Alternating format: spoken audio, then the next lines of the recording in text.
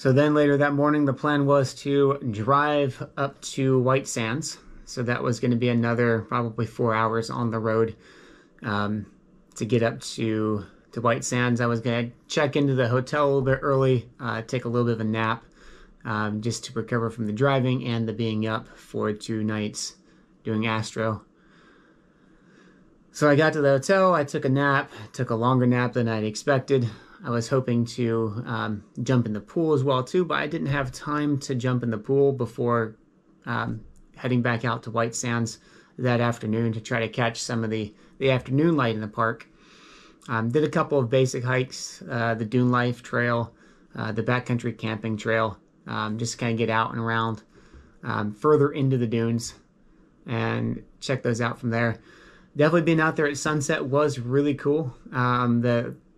The best time to see dunes or take pictures of dunes is when the sun is at a lower angle, so you get a lot more of the definition to the dunes.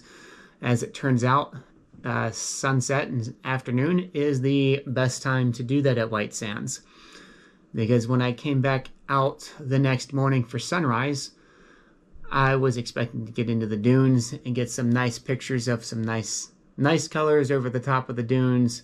Get some nice low angle light coming across with some nice contrast.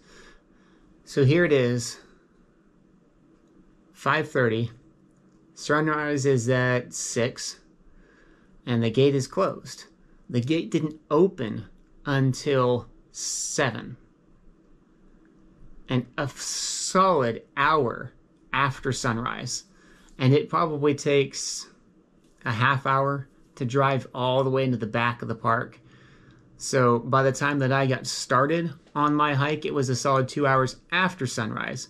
So that sun is already getting pretty high in the sky. So I ended up doing the Alkali Flats hike all the way in the back of the park. That was really cool to get through.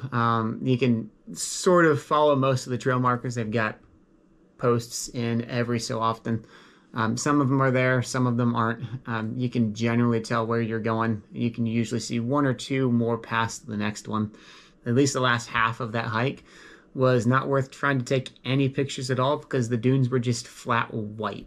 There was no contrast, no contours, or nothing to them. So I was a little disappointed that the best time to really get in there is in the late afternoon. But they also kick you out right after sunset. So being next to an active military base, I can understand the security concerns and the limited hours. Just kind of a shame, though, that I couldn't get in there a little sooner. But now I know for next trip, so I got to get in there in the afternoons, or first thing as soon as the park opens. So after I left White Sands, I went over to start heading back, and figured I could hit a few things on my way. One of those things was Palo Duro Canyon. We stopped there a long time ago on a family trip. I just didn't remember much from it. But when I got into the park, unfortunately, there was a lot of stuff that was closed. Half the roads in the park were closed, and all of the hiking trails were closed. No matter where they were at, they were all closed because they had some recent flooding. And of course, all of the trails were opening the next day. I'm not going to hang around for it, so I drove on in anyways, checked a few things out, stopped to lift a couple of viewpoints, just to get a couple of pictures, and then I kept going on, driving further back east, try to get a little bit closer to home before I stopped again. So the first stop on the next day as I'm driving home was Turner Falls. That place was incredible. I wish I kind of had more time to spend there. There was a whole section of river that you could wade in and swim in, a couple little waterfalls. They had a couple other little natural sites to look at, like an old house that was kind of designed as a castle, and a few other little historic sites to look at and explore.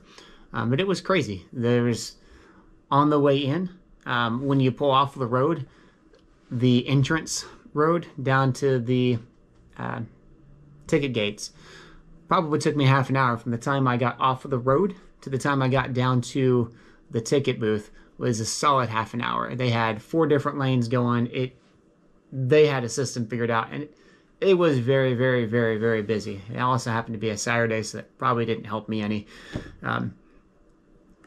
Then going in, getting to the parking area, you even actually drove across the creek. That had a little low dam section where you just drove across the creek, and that was really cool to drive across, kind of wash the tires off a little bit.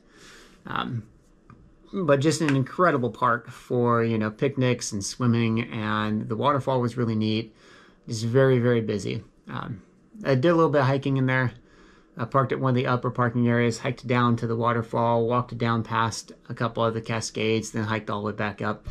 And when I got back to my car, sure enough, there's this ice cream truck coming through the parking lot. So, of course, yes, I'm going to get some ice cream. That was amazing. It was a very, very, very delicious ice cream sandwich.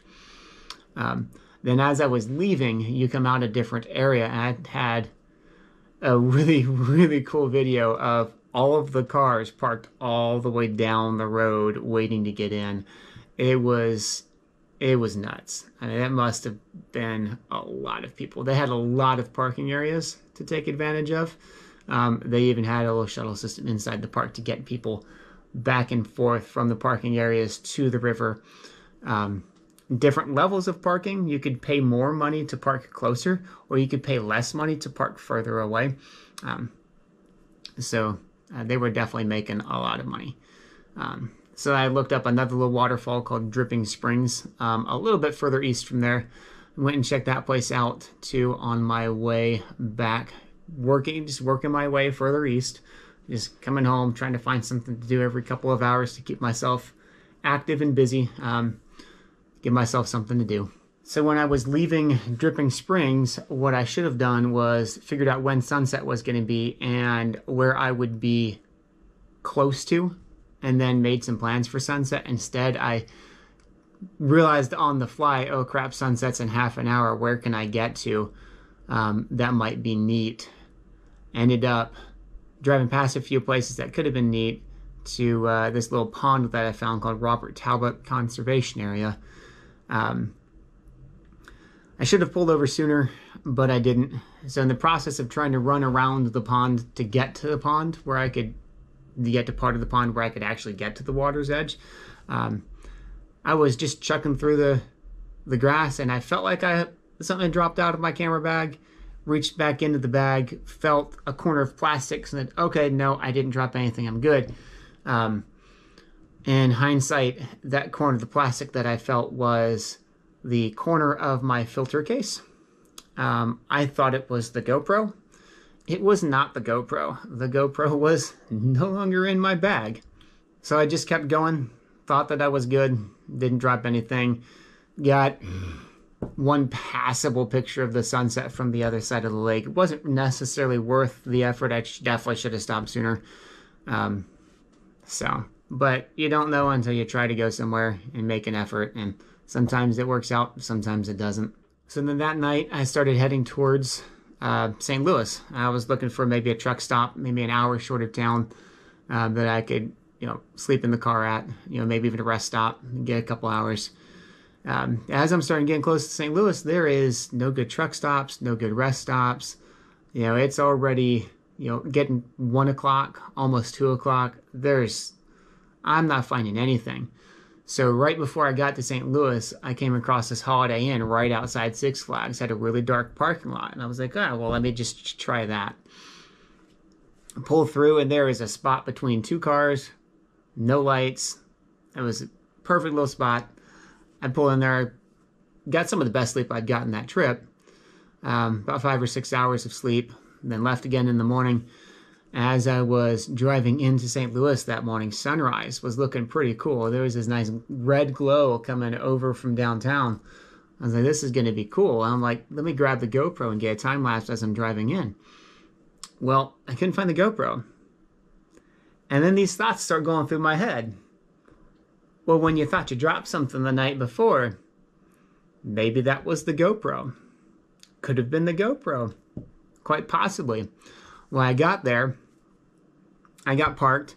I probably spent 15 minutes ripping through the car trying to find the GoPro with that very sinking suspicion that I did drop it 4 hours away. So I'm already there. I decided to go ahead and continue into the arch. It was supposed to storm later that day. So I'm at the arch, It's looking neat at the moment. There is patches of blue sky kind of behind it. The sun is rising. It would look neater than just a gloomy, rainy afternoon. So I said, I'm here. I'm just going to go to the arch, take a couple of pictures, and then I'll head back. So I may have, probably did, drop my GoPro 4 hours back up the highway when I stopped for sunset. Sucks, but it's $400 and a whole trip's worth of videos.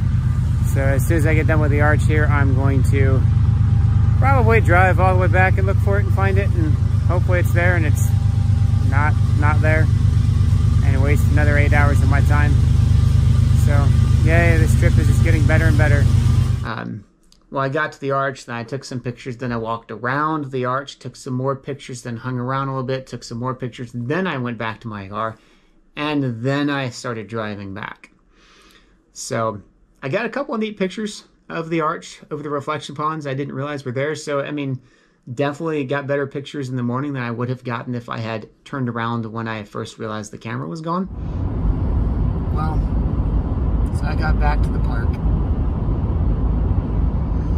Walked around, I didn't see it. Saw that they just mowed. Grabbed my flashlight. Started to walk back around to the wooded portion that was in the start. Saw the battery.